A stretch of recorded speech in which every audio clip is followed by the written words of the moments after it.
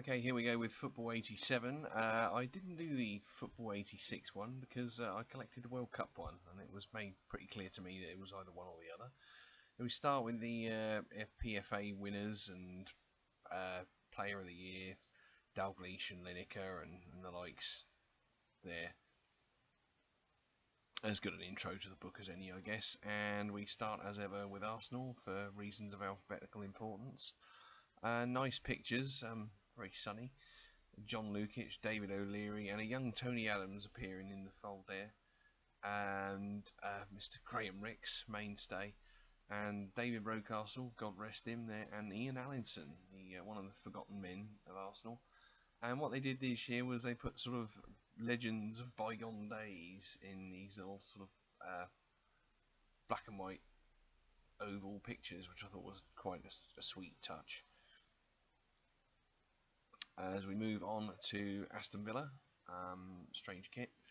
Graham Turner, the manager there, and a young Martin Keown with rather a lot of hair. That's my thumb in the way there. Alan Evans, currently a driving instructor in Saltash. A little bit of information for you there. And Paul Elliott, and a young Tony DiRigo to be seen.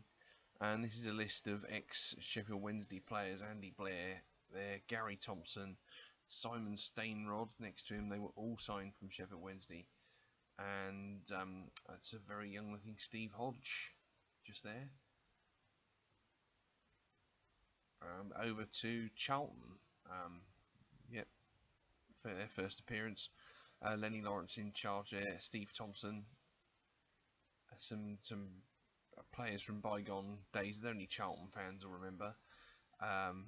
John Pender and George Shipley there. You don't get many players called George anymore. And a very, very young Rob Lee I can see there. And yes, some historical Charlton players that only Charlton fans will know as well. Jim Melrose. Chelsea now, and a John Hollins in charge, father of Strictly Come Dancing champion. And yes, Gordon Jury, dear old jukebox. John Bumstead there, still hilarious. And Nigel Spackman, there was a good player, went to Liverpool for big money, as I remember. As did David Speedy. Kerry Dixon, Chelsea hero. Coventry City, now this would have been the cup winning side, I think, unless I'm grossly wrong here. It looks like the cup winning side. Steve Ogrizovic in goal. Mickey Adams managed absolutely everywhere. And yes, that would have been. That's the likes of Dave Bennett and Cyril Regis. And very young Jimmy Hill in the bygone Coventry players there. Everton now, fantastic this mid to late 80s Everton side. Certain members of my family I wouldn't let me hear say that. Yeah, Kevin Sheedy, fantastic player, Republic of Ireland international. Paul Wilkinson with amazing hair. That's a hell of a lot of hair there. And Dixie Dean, predictably, in the Everton Legends. Leicester City, and we have Andy Feely, who looks an awful lot like Ozzy Osbourne.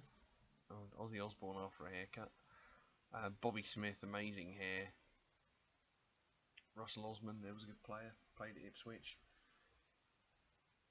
Before that, and Gary McAllister with rather a lot of hair. There's an awful lot of players we know with rather a lot of hair. Steve Linux, a bit of a nemesis of mine on account of the fact I had a ridiculous amount of swaps of him. Mark Brighton, Alan Smith there in vogue. Now, Liverpool. What a Liverpool side this was. Mr. Dalglish, Grobbelaar, Gary Gillespie, super player. Always a little bit unlucky, as was Jim Beglin.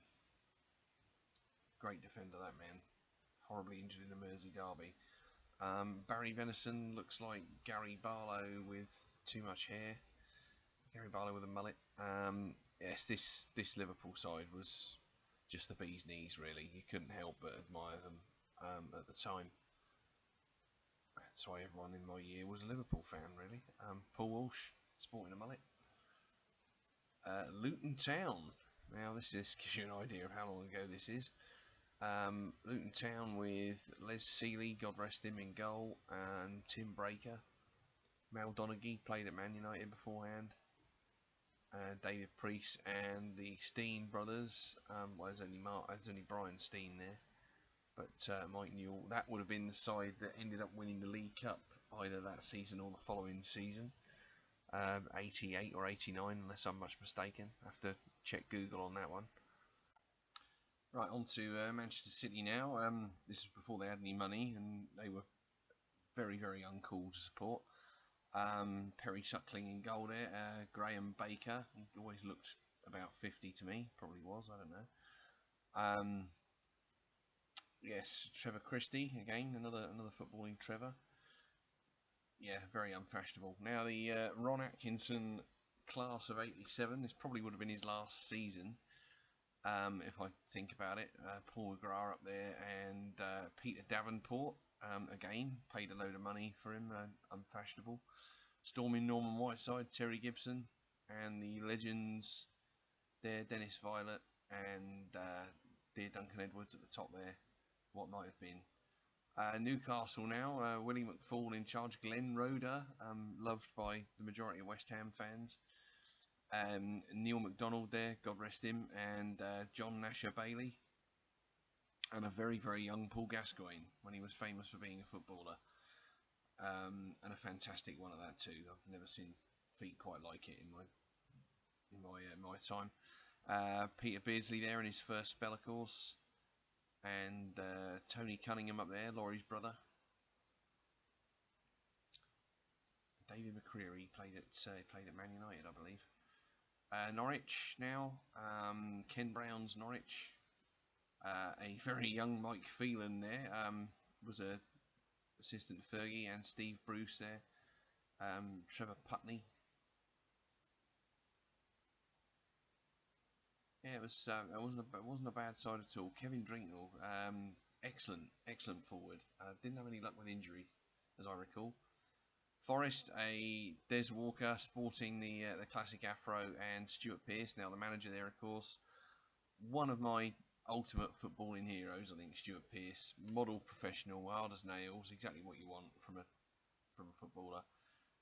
Johnny Method, Franz Carr there. He played at Wednesday for a bit. We had him on loan for about 10 games. He was absolutely devastating, and we sent him back. Completely bizarre, but so quick. Oxford United now, owned and governed by Sir Robert Maxwell and sponsored by Wang Computers. Yeah, I'm not sure anyone in their right mind would set up a computer company called Wang now, but you know, maybe surprised.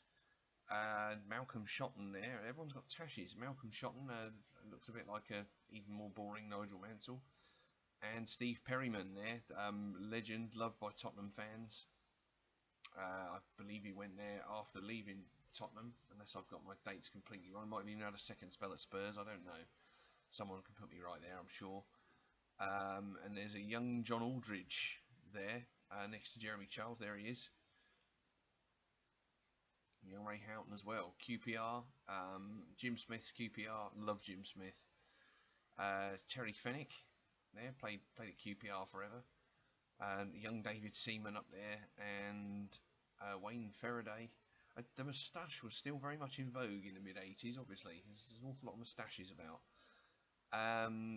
Gary Bannister there, my first Wednesday footballing hero, and Johnny Byrne and Michael Robinson played at Brighton in the '84 Cup final side, and Stanley Bowles there in the Legends.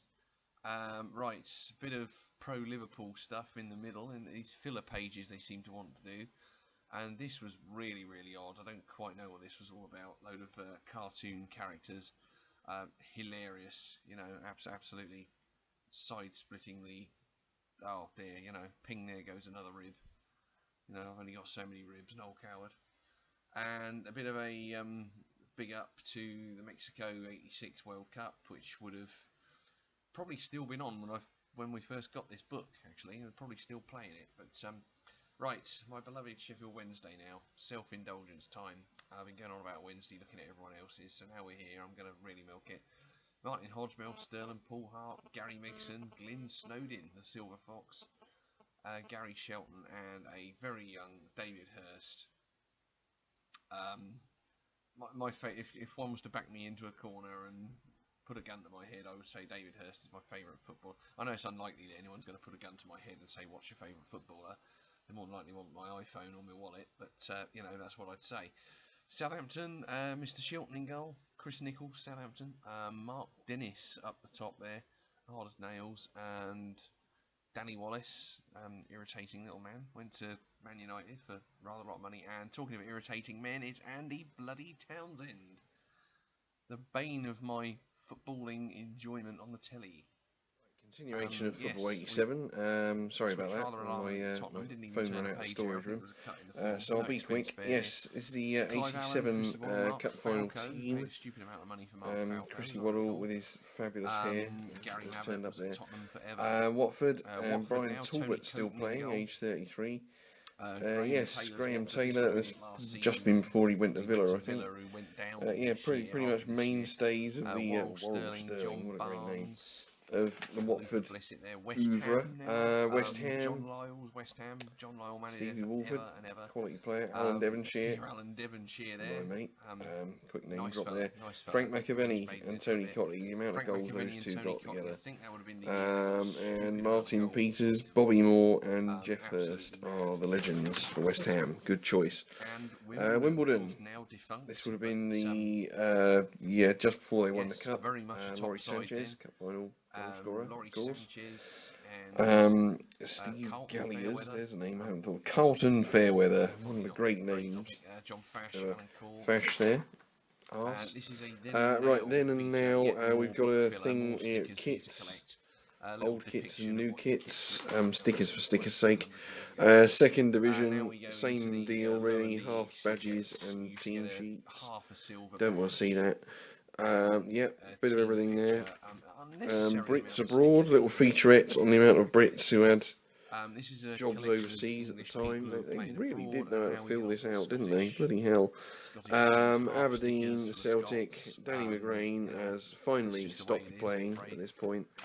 Clydebank, Dundee, Falkirk and Dundee United. The usual suspects. How did I get chemicals?